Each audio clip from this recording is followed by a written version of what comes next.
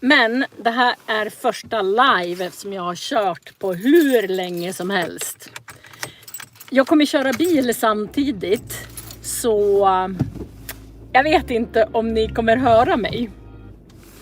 Är det så att det är för dåligt ljud, då avslutar jag liven. Nu ska jag backa här.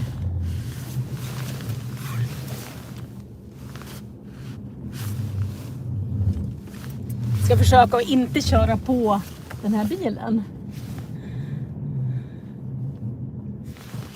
Oj, oj, oj. Jag är på väg till jobbet. Jag har inte kört live på nästan ett helt år. Därför att min man har varit väldigt, väldigt sjuk. Och då har man inte så mycket energi kvar. Hej! Jag kommer se chatten. Jag kommer visa min väg till jobbet idag. Därför att det är otroligt vackert väder ute. Hej! Jag har inte kört live på nästan ett år. Så det här blir intressant. När jag åkte upp här, då var det 3 älgar. Jag ska se om älgarna är kvar. 3 stycken älgar gick över vägen precis här. Men nu är de borta. Idag är jag på väg till skolan. Jag jobbar i Järpen och bor i Duved. Det är ungefär, vad kan det vara? Det tar 30 minuter att åka till mitt jobb.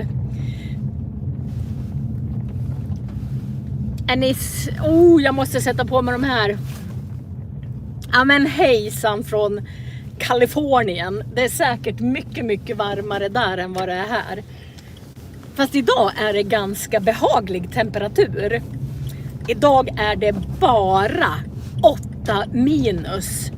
Vi har haft ungefär 32 minus, 28 minus.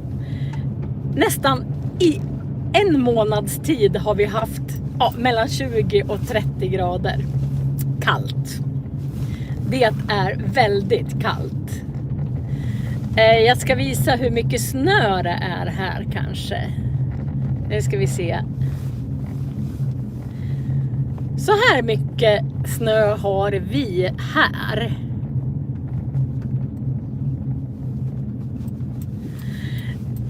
Tack så mycket. Jag har längtat efter er. Det har varit väldigt, väldigt ett väldigt konstigt år. Jag ska svänga ut på E14 nu. Vi har sportlovsveckor i Sverige just nu. Och vi har sportlovsveckor i flera dagar. Vi har sportlovsveckor i flera veckor. Så vi har vecka 7, vecka 8, vecka 9 och vecka 10. Och vecka 9 så har, nästa vecka då har Stockholm, då är det väldigt mycket folk här. Men vi har vecka 10.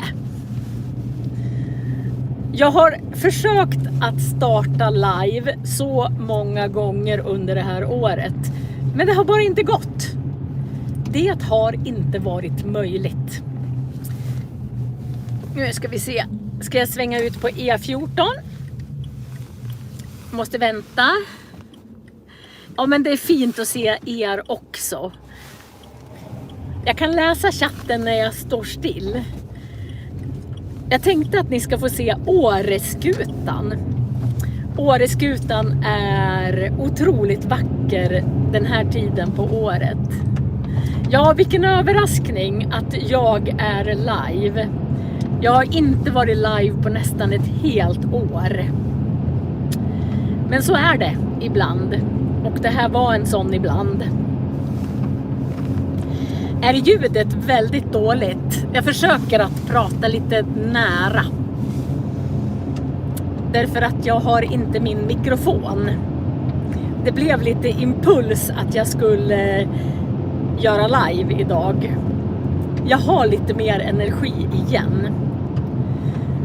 För ett år sedan ungefär så fick vi reda på att min man hade cancer. Och ja, tack för att ljudet är bra. Det var faktiskt exakt på den 14 februari på Alla hjärtans dag så fick vi reda på att min man hade början till cancer i tjocktarmen. Och det skulle bara vara en enkel operation. Men den blev väldigt, allt gick fel. Väldigt komplicerat blev allt. Så han var på intensiven i 50 dagar och på sjukhus totalt i 144 dagar. Nu ser jag inte riktigt vad det står, men jag tänkte visa vårat fantastiska landskap här. Alldeles här framme snart så kommer Åreskutan. Det är ett stort, det är en av Sveriges största skidstationer eller man ska säga. Oj, där ser ni alla backar. Just nu är det otroligt många som åker skidor här, för vi har sportlov. Eller någon del av Sverige har sportlov. Ser ni vilket fantastiskt berg? Vilken utsikt jag har. Det är Åreskutan. Det är inte jättemycket snö just nu. Tyvärr.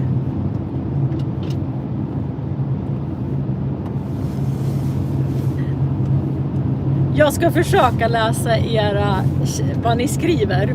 Men det är lite klurigt när man kör bil. Jag har varit borta i nästan ett år. Och jag trodde faktiskt aldrig jag skulle komma tillbaka. Därför att om man sitter på sjukhus 10 timmar om dagen och någon som man älskar håller på att dö varje sekund i 50 dagar så blir man väldigt trött. Så jag har förberett både en ljudbok och jag har förberett en dagbok. Men sen när jag väl ska spela in, då är det precis som att orken inte har funnits. Idag så har jag brukar säga att min energi är som kolsyrebubblor ifrån tårna. Och idag vaknar jag med kolsyrebubblor i tårna. Och det känns faktiskt helt fantastiskt. Vad har ni gjort under det här året? Vilka har ni följt? Jag har sett att Anastasia har börjat med sina språkpromenader igen. Tittar ni på Anastasia? Eller Peter SFI kanske?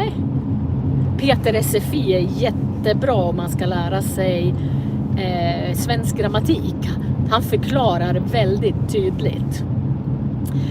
Anita Pil kanske ni är inne på. Kalle, svenska med Kalle. Jag har funderat på att göra om mina 5 ord per dag och börja från början igen. Därför att det är bara text. Men jag vill att ni ska se mina munrörelser när jag pratar. Jag ska se om jag hinner.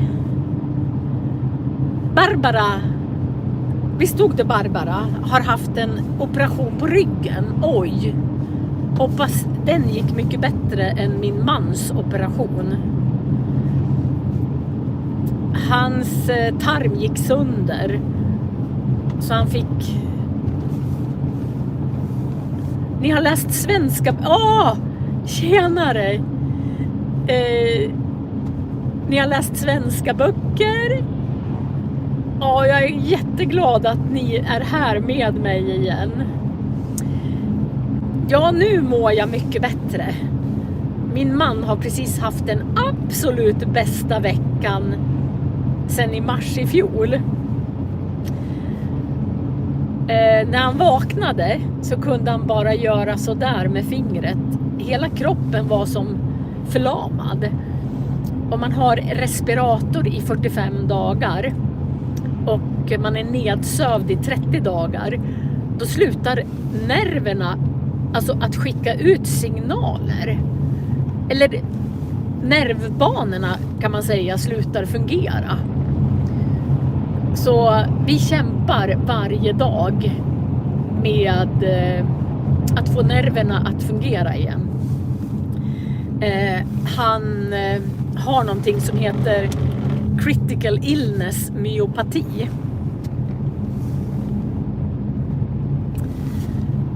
Och det får man bara om man ligger på IVA väldigt, väldigt länge. Alltså om man är nedsövd länge, om man har respirator länge, så slutar allting fungera. Men nu kan han gå med rollator nästan 1 kilometer. Han måste vila också. Men vårt mål är att han ska kunna åka lite längd den här vintern. Och jag tror vi kommer lyckas. Både han och jag är väldigt positiva. Vi försöker att inte se tillbaka. Att inte tänka, hur var det förut? Vad kunde vi göra då? För då blir man nog helt knäpp. Jag har ett nytt uttryck. Jag brukar säga att, man säger att man myntar ett uttryck. Då hittar man kanske på ett nytt uttryck. Och jag har ett uttryck som heter förutdagar. Before days. Innan en katastrof händer så vet man inte hur lycklig man är bara att kunna gå på toaletten.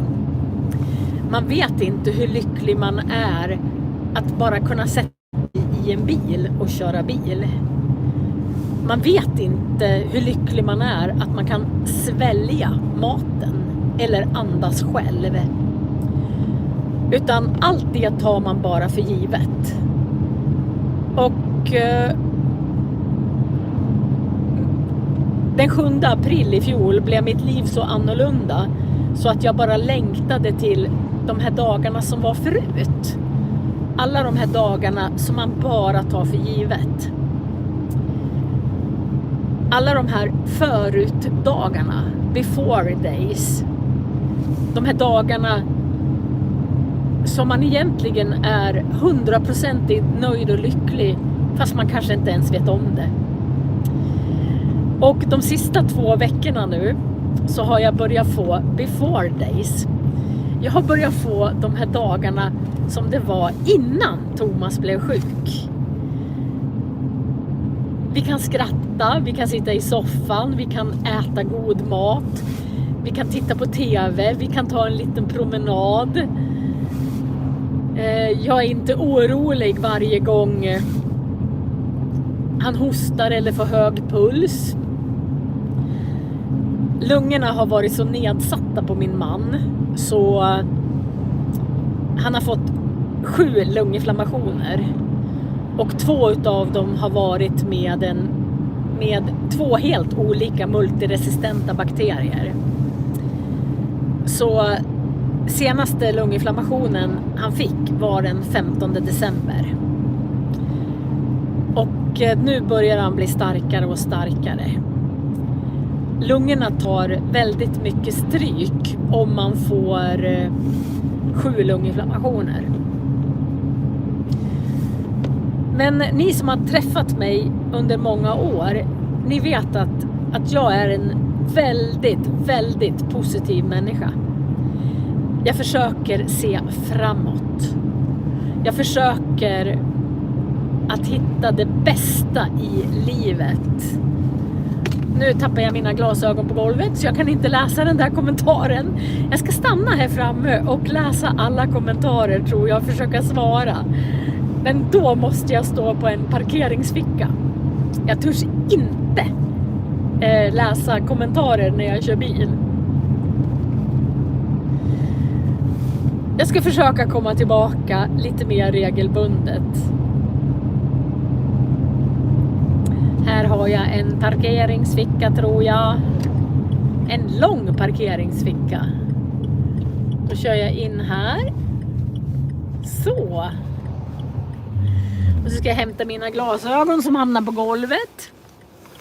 Och sen ska jag se hur jag läser meddelandena. Kan jag inte. Det var ett tag sedan jag var på här. Är det någon av er som vet hur 17 jag läser meddelanden? Nej. Men här! Här!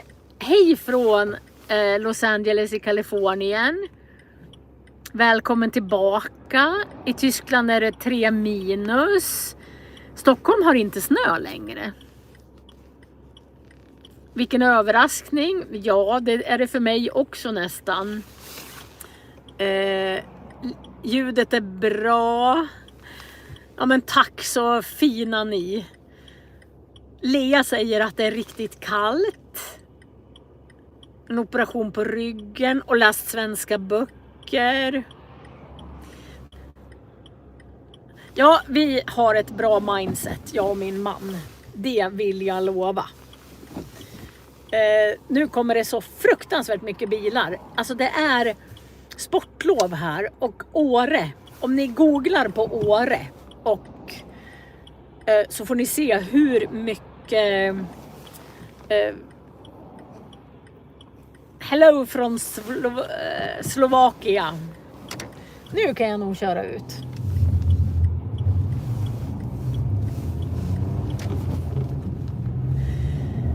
Jag vet inte, har ni varit med om något sånt där? Alltså alla som är med om någonting hemskt. Eller jag vet inte om ni har tittat. Om ni bor i Sverige så kan ni titta på SVT. SVT Play. Och jag och min man, vi har tittat på en serie som heter Shaolin Heroes. Shaolin, det är ju såna här munkar som håller på mycket med taekwondo och kung fu och tränar väldigt mycket och mediterar väldigt mycket. Och i den så säger de att man kan inte utvecklas om man inte känner smärta. Och några utav deltagarna i Shaolin Heroes, de fattar inte det här med smärtan. Varför ska man inte kunna utvecklas om man inte känner smärta? Men det behöver inte vara fysisk smärta. Utan det kan vara, alltså om man är med om en stor sorg eller en traumatisk upplevelse eller ja, att någonting gör väldigt, väldigt ont. Så på något sätt så förändras man. Man blir liksom en annan. Och det enda jag längtade efter när jag satt på IVA 10 timmar om dagen, ja mellan 6 och 10 timmar om dagen i 50 dagar, det var att bara få en helt vanlig normal dag. Alltså vanliga vardagar, älska dem, uppskatta dem, ta värde på dem. För det är faktiskt de som är livet. Alltså får man en vardag som är bra, eller den behöver bara funka, så ska man egentligen vara lycklig. Det var en elev som frågade mig här i veckan att åh Marie, längtar inte du efter sportlovet och var ledig?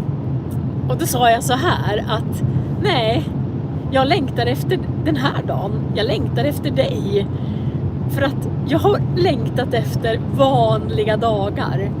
Och vanliga dagar är att ställa klockan på 6:30. Gå upp och göra frukost. Åka till jobbet. Få ha lektioner. Få träffa mina elever. Åka hem. Plocka ur diskmaskinen. Göra middag. Sitta och titta på tv och hålla sin man i handen. Och sen gå och lägga sig. Jag behöver inte vara ledig för att ha en perfekt dag. Och jag behöver inte göra något fantastiskt för att ha en perfekt dag. Jag behöver bara ha en vardaglig dag. En dag utan dramatik. Då är det en bra dag. Vad tycker ni om det? Hur är en lycklig dag? Inte lycklig. Lycka är så konstigt begrepp egentligen. Många tror att de blir lyckliga utav att köpa saker eller se andra platser. Eller jag tror att lycka är att stå ut med sig själv. Att må bra med sig själv. Att må bra med sin familj. Att känna tillfredsställelse med de här små sakerna i livet. Att plocka ur en diskmaskin. När jag var på IVA så sa alla att det skulle bli så skönt med helg. Och då tänkte jag att kommer jag någonsin ha helg igen? Det kändes som att det var en utopi att få ha en helg. Nu uppskattar jag mina helger väldigt mycket. Jag säger till Thomas, nu har vi helg.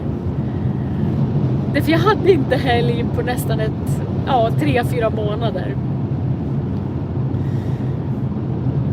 Det har gått framåt väldigt mycket. Thomas har opererat bort den här slangen i magen som hade sondmat. Vi var på Remonthagen som är ett rehabiliteringscentrum i Östersund. Vi var där i fredags och då behöver han inte gå och kontrollera lungorna längre. Så det händer positiva saker hela tiden. Det är viktigt att se de positiva sakerna i livet. Ja, jag tror att jag ska snart avsluta. Vi har en parkeringsficka lite längre fram. Jag ska försöka att planera in och ha mera live. Jag kanske har bil live. Jag åker väldigt mycket bil fram och tillbaka till Järpen. Så jag kanske måste börja ha live på tid som inte, som är sån här tid. Så att jag inte behöver ha tid hemma. För tiden hemma är så kort. Alltså den är så, jag har inte många minuter över på en dag. Därför att Thomas är fortfarande ganska sjuk. Och jag måste göra väldigt mycket hemma. Och då är det svårt att gå upp på mitt rum och ha en live. Men i bilen kan det fungera ganska bra. Jag ska stanna på en parkeringsficka här framme och läsa era sista kommentarer. Jag är så tacksam att ni finns. Jag har tänkt på er så otroligt mycket. Det känns som att jag har stängt av väldigt, väldigt mycket. Men för att överleva, jag ska stanna på den här parkeringsfickan och bara säga några ord. Jag jämför ungefär mitt liv när man håller på att fryser ihjäl. För när man håller på att fryser ihjäl, då stänger kroppen av först händerna så att det inte kommer någon blodtillförsel till händerna. Och sen stänger det av här vid armbågarna och sen vid axlarna. Bara för att värma kroppens vitala delar. Och det är så ungefär jag har gjort med livet. Jag har bara stängt av. Jag har stängt av allting som jag inte behöver. Så jag har stängt av YouTube. Jag har stängt av alla aktiviteter. Jag har stängt av att träffa massa människor. Jag har stängt av att prata i telefon. Jag pratar inte med någon. Men nu håller jag på och sätter på allt igen. Så nu håller jag på och kopplar på mitt liv igen.